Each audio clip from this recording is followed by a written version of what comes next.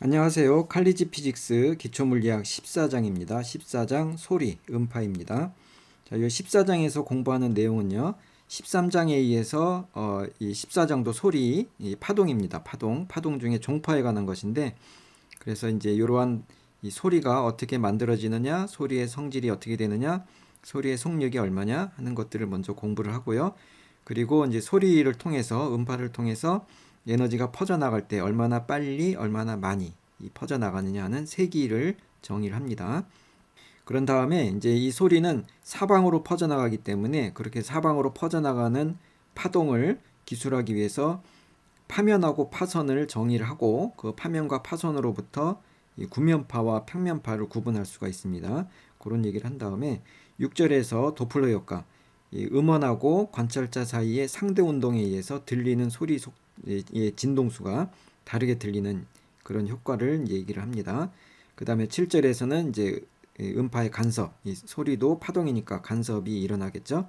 그래서 간섭 현상에 대해서, 그리고 8절에서는 중첩에 의해서 두 파동이 중첩이 되면은 그 결과 합성파가 움직이지 않고 갇혀 있는 그런 파동이 그 현상이 일어나는데, 그런 것을 이제 정상파 또는 정지파, 진행파가 아닌 정상파, 정지파, 그런 표현을 씁니다. 그래서 정상파에 관한 얘기를 하는데, 요 10절에서 보면 또 정상파가 나옵니다. 그래서 8절에서는 그 줄을 진동시켜서 나오는 소리의 정상파, 그리고 이제 10절에서는 관악기, 공기 기둥을 진동시켜서 나오는 경우에 정상파를 얘기합니다. 그리고 그 중간에 이제 9절에서 강제 진동하고 공명을 간단하게 소개를 하고요. 다시 이제 11절로 가면은 맥놀이, 진동수가 비슷한 두 파동의 중첩인 맥놀이에 대한 얘기를 하고, 그리고 이제 그 소리의 이제 마지막으로 소리의 음색이죠. 소리, 어떤 악기에서 나오는 소리다 하는 걸 구분할 수 있는 그런 성질에 대해서 얘기를 한 다음에 마지막으로 이제 소리를 듣는 인체기관인 귀에 대해서 얘기를 하고 있는데, 요 귀에 대한 것은 여러분이 읽어보면 되겠습니다. 생략할 겁니다. 자, 그래서 14장 1절을 먼저 보면은 음파가 만들어지는 거, 음파의 생성에 대해서 얘기를 하는데요. 음파는 공기와 같은 매질을 진행하는 종파입니다. 그런데 이제 공기를 통해서 진행하는 종파는 우리가 귀로 들을 수가 있죠. 그것을 음파, 소리라고 하죠. 근데 그것은 좁은 의미에서 음파를 그렇게 얘기할 수가 있는데, 사실 종파는 모든 물질을 다 통과할 수 있습니다. 고체도 통과하고 액체도 통과할 수 있죠. 그리고 기체도 통과하는 거죠. 그래서 액체, 고체, 기체를 통과하는 모든 종파를 넓은 의미로 다 같이 음파라고 얘기할 수 있습니다. 자, 이럴 때 모든 음파는 진동하는 물체가 있어야 음파가 만들어집니다. 파동이 매질의 진동을 통해서 에너지가 전파되는 현상입니다.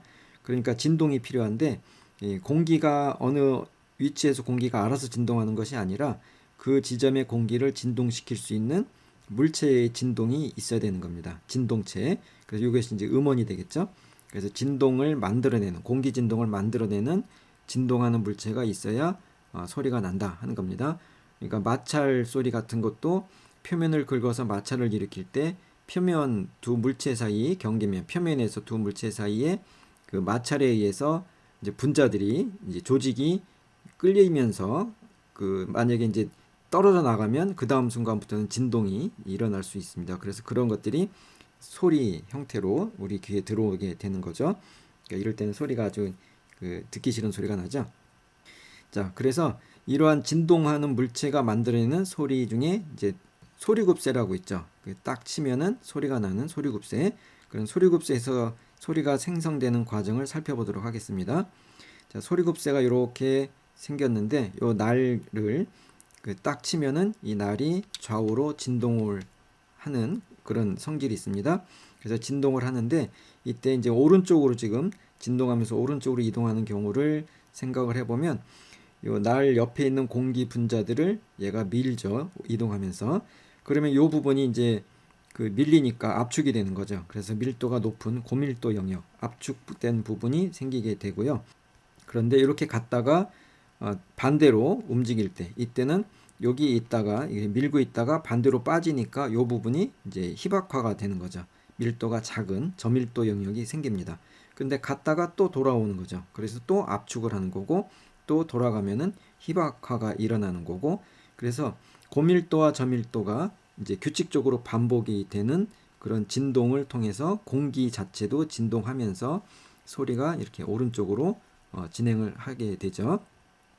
이때 요 공기 분자들은 종파니까 요 소리의 진행 방향과 같은 방향으로 제자리에서 진동을 하게 되는데요.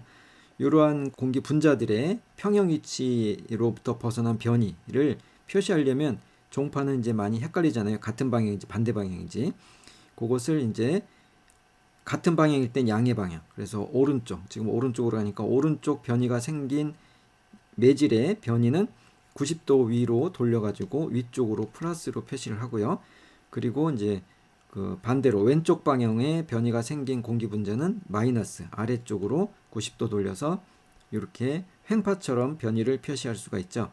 그런 식으로 이러한 종파를 횡파로 표현을 해봤더니 이때도 사인 곡선형 파동의 모양으로 변이가 그려지더라 하는 거고요. 근데 이제 물론 이 종파의 경우는 변이를 표시하는 것이 좀 더 어렵기 때문에 이해하기가 상황이 복잡하잖아요. 그래서 종파의 경우는 지금 설명한 것처럼 밀도가 높다, 밀도가 낮다, 압축이 됐다, 희박화가 됐다 하는, 그래서 밀도나 압력으로 파동을 표시하기도 합니다. 그러니까 이 그림에서는 이게 가장 밀도가 높은 곳이 되는 거죠.